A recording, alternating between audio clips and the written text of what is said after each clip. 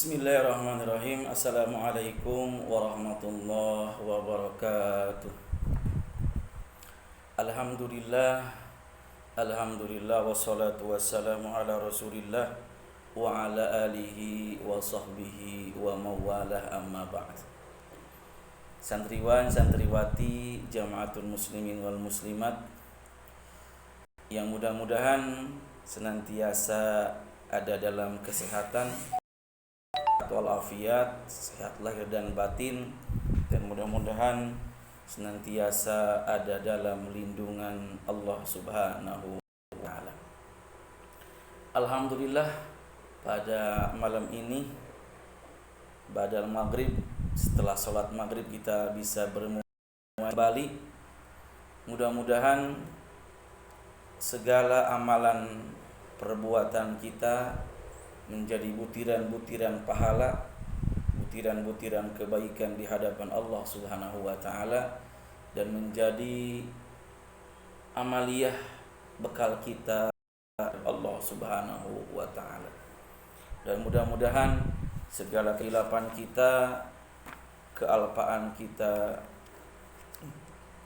mendapatkan ampunan dari Allah Subhanahu wa taala. Amin amin ya Allah ya rabbal alamin.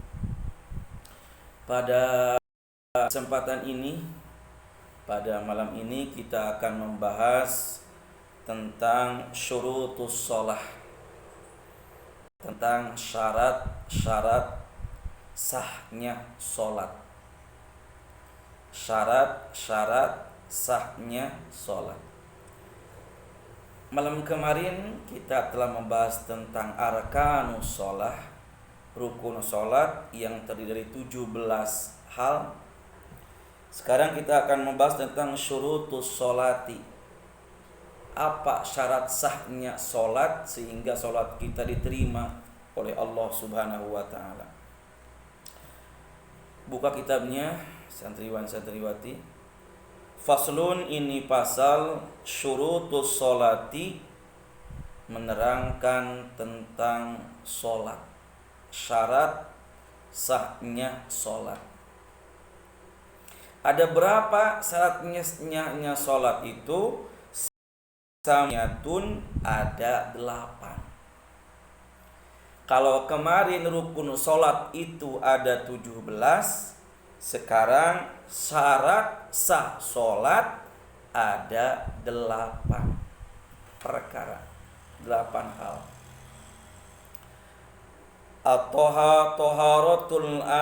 Toharatul hadasaini. Yang pertama adalah bersih dari 2 hadas.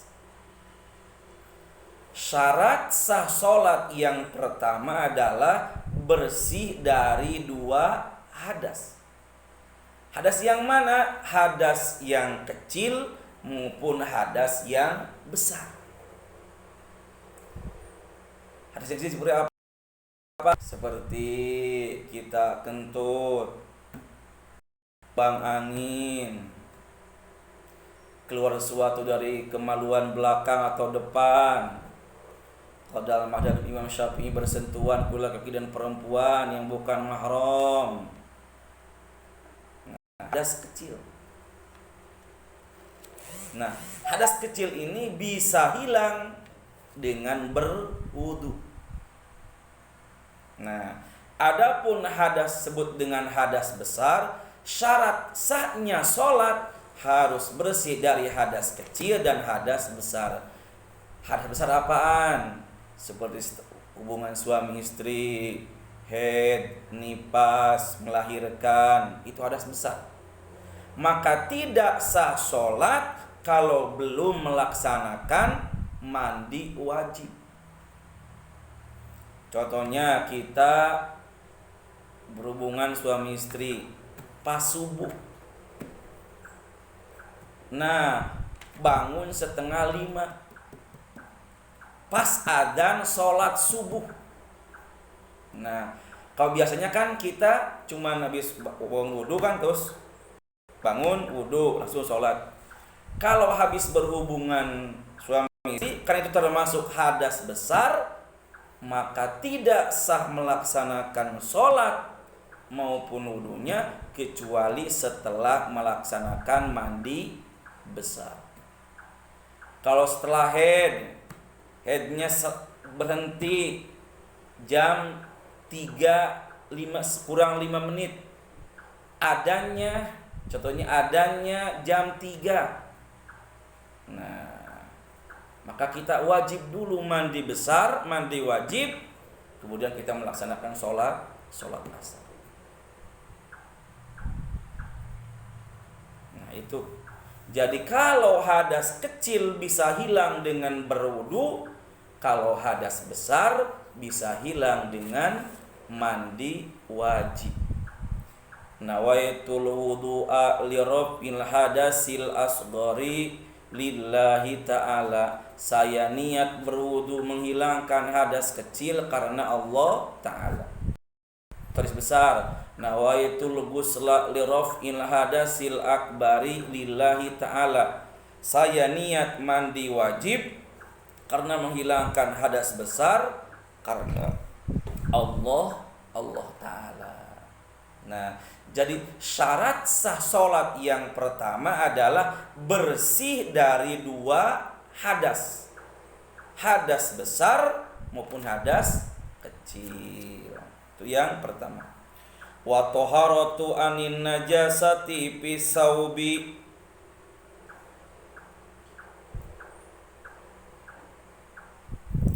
Dan syarat sah nomor kedua yaitu bersih dari bajunya harus bersih dari najis. Nah, mau sholat itu salah satu syaratnya adalah baju yang dipakainya harus bersih dari najis. Makanya Allah Subhanahu wa taala berfirman surah Al-A'raf, ya bani Adam khudhu jinatakum inda kulli masjid. Hei bani Adam, apabila engkau masuk masjid melaksanakan sholat, pakailah baju yang bagus. Bukan hanya bersama, tapi rapi. Ini mah terbalik. Kalau mau kondangan, kalau mau ke pasar, kalau mau keluar berkumpul-kumpul sama temen, sama yang lainnya itu, bajunya bagus-bagus, wangi-wangi. Tapi kalau mau menghadap Allah Subhanahu wa taala, bajunya bolong-bolong, sudah bau tengik lagi. Kalau mau menghadap Allah, mukenanya sudah bau, sudah merengkel-merengkel, terus sudah agak karuan. Tapi kalau mau menghadap manusia, semua diwangiin, semua dirubah-rubah. Kalau menghadap Allah Subhanahu wa taala, naudzubillah summa naudzubillah. Nah, harus bersih baju yang dipakainya. Celananya harus bersih dari najis. Bajunya harus bersih dari najis. Itu yang kedua. Wal badan, dan ketiga syarat sah sholat yang ketiga adalah bersih badannya dari najis. Nyapan, kalau suatu mandi dulu, bersih-bersih dulu, berkumur-kumur dulu, semua bersih. Supaya apa? Supaya ketika kita masuk masjid, sholat itu tidak bau, tidak mengganggu orang lain. Kalau pakai minyak ya sunnah pakai minyak, diwangiin, juga gak bau keringat. Kalau mau kondangan, sot, wanginya bukan main. Tapi kalau mau sholat, bau cubluk, bau bangke, jangan itu. Kita menghadap Allah Subhanahu wa taala, mencari keridhaan Allah Subhanahu wa taala, bukan mencari keridhaan manusia.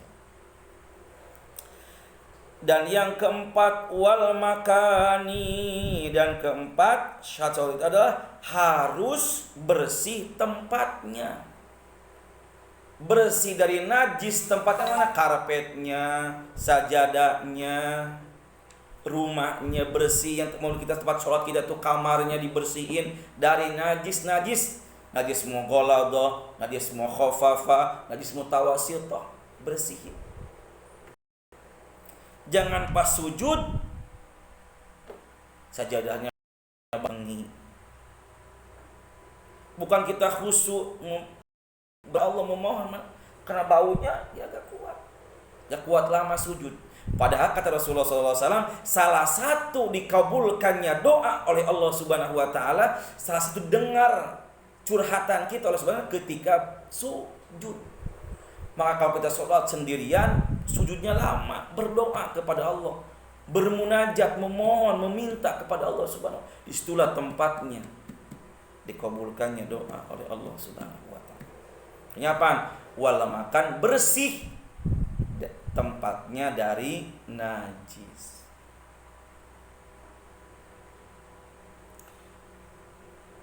Nomor kelima, wasatrul aurati. Nah, ngeri. Nomor kelima, syarat sah sholat itu harus nutup aurat. Auratnya harus ditutup. Kalau perempuan dalam sholat, auratnya semua badan dari atas kepala sampai ujung kaki itu aurat, kecuali wajah dan telapak tangan. Kalau bagi laki-laki dalam sholat adalah baina surah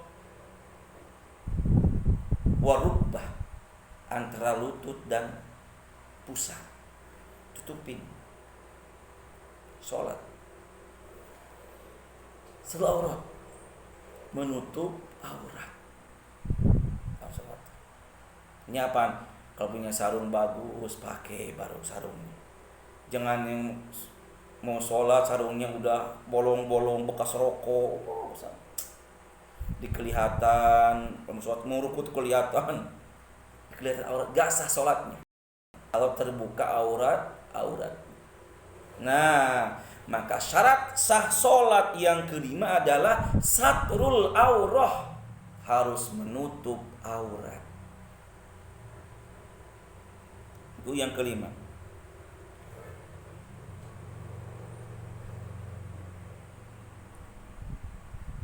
Keempat. Wastiqbalul qiblati. Dan nomor kelima, menghadap kiblat. Harus menghadap kiblat. Nah, suatu harus menghadap kiblat. Usolli fardhal maghribi thalatha raka'atin mustaqbilal qiblah. Mustaqbilal qiblah. Nah, apakah boleh kita sholat tidak menghadap kiblat? Boleh. Dengan syarat satu, dalam perjalanan boleh gak menghadap kiblat. Kita naik pesawat, di pesawat contohnya, boleh gak menghadap kiblat. Coba nanti kalau ibu-ibu, bapak-bapak, santriwati berangkat ke Mekah itu, masya Allah, kiblatnya ke Mekah. Mekah itu apa? Ka'bah itu kan di tengah-tengah Masjidil Haram tuh. Yang sebelah sini menghadap sini. Satu kiblat. Kiblat ke Ka'bah. Kiblat kita Ka'bah. Ya, syarat sah sholat itu adalah menghadap kiblat. Tidak sah sholatnya kalau tidak udur ke timur, ke selatan, ke utara, tidak sah sholat. Fawalli wajhaka syatral Masjidil Haram, menghadap kiblat. Ya, suatu menghadap kiblat.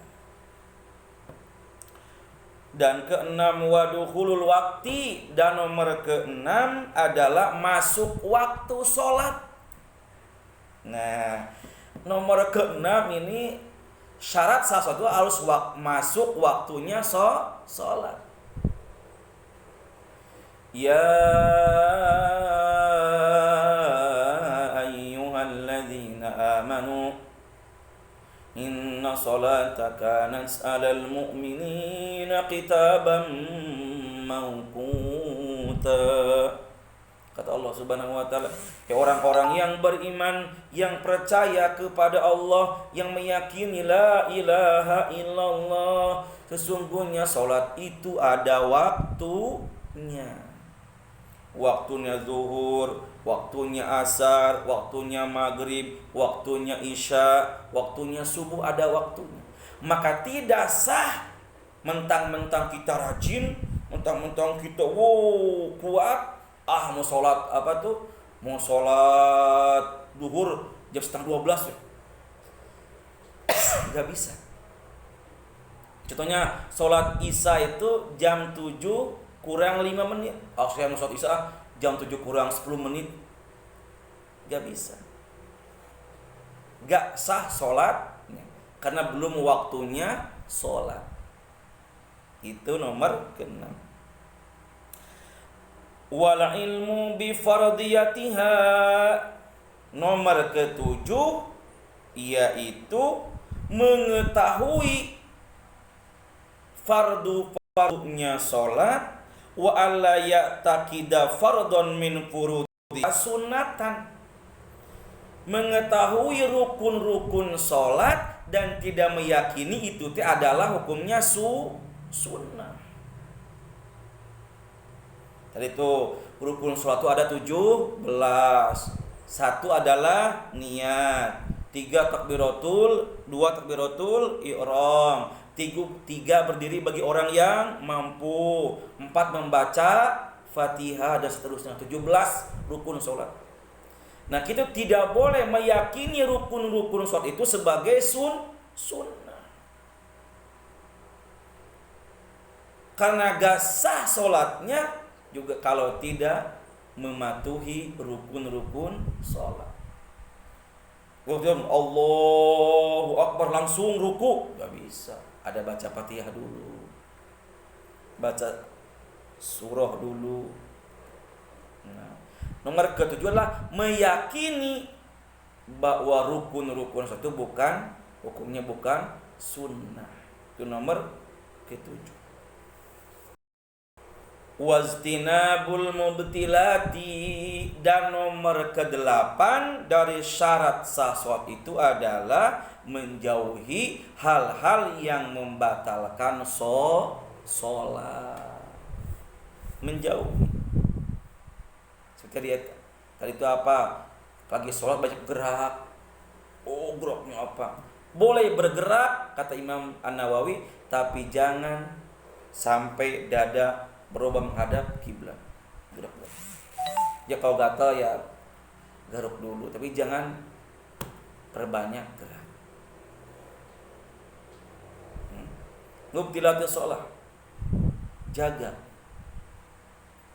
hal-hal yang membatalkan sholat tadi itu. Hadas besar, hadas kecil. Dalam hadas kecil jauhkan. Nah, itu 8 perkara, 8 hal tentang syurutus sholah. Yang pertama, suci bersih dari 2 hadas, hadas besar maupun hadas kecil. Kedua, bersih bajunya, bersih badannya, bersih tempatnya dari najis. Ketiga, menutup aurat. Bagi laki-laki auratnya antara lutut dan pusar. Bagi perempuan auratnya ada semua badan kecuali muka dan kaki kalau dalam sholat. Keempat, istiqbalul qiblah, menghadap kiblat. Kelima, masuk waktu. Keenam, mengetahui hal-hal yang dipardukan, bukan menjadi hukumnya sunnah. Ketujuh, mubtilatis shalah, menjauhi hal-hal yang membatalkan sholat. Masuk waktu 8, masuk waktu sholat. Toharun najasati wa toharatu anin najasati fi sawbi wal badani wal makanin wasatul aurah wastiqbalul qiblah dulul waktu, mengetahui pardu-pardunya, dan tidak meyakini rukun-rukun sholat sebagai hukumnya sunnah, wajtinabul mubtilati, dan menjauhi hal-hal yang membatalkan sholat.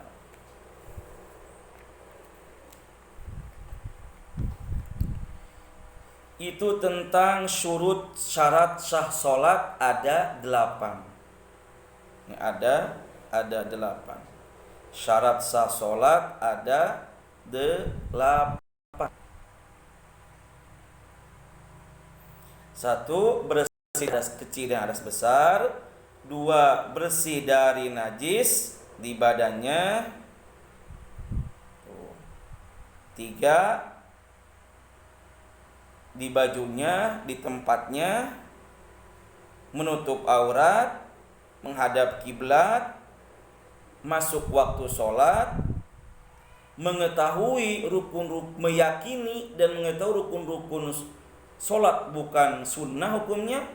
Nomor ke-8 adalah menjauhi hal-hal yang dapat membatalkan sholat. Tentang syarat sah sholat. Ma'asyiral muslimin, jamaah Jumat rahimakumullah, jamaah sholat. Sudah masuknya sholat Isya. Mudah-mudahan bermanfaat dan mudah-mudahan kita senantiasa ada dalam lindungan dan ridhonya Allah Subhanahu wa taala. Mudah-mudahan Allah Subhanahu wa ta'ala senantiasa berikan kita kesehatan lahir dan batin. Mudah-mudahan kita semuanya senantiasa berikan kemudahan, kelancaran dalam segala urusan dunia maupun urusan akhirat. Ala hadiniyah wa ala kulli niyatin salihatin. Al-Fatihah. Bismillahirrahmanirrahim. Ar-Rahmanir-Rahim. Maliki yaumiddin. Iyyaka na'budu wa iyyaka nasta'in. Shiratal ladzina an'amta 'alaihim ghairil maghdubi 'alaihim waladdallin. Wallahu a'lam bishawab. Mudah-mudahan bermanfaat. Wabillahi taufiq wal hidayah. Wassalamualaikum warahmatullahi wabarakatuh. Sudah waktunya adzan Isya.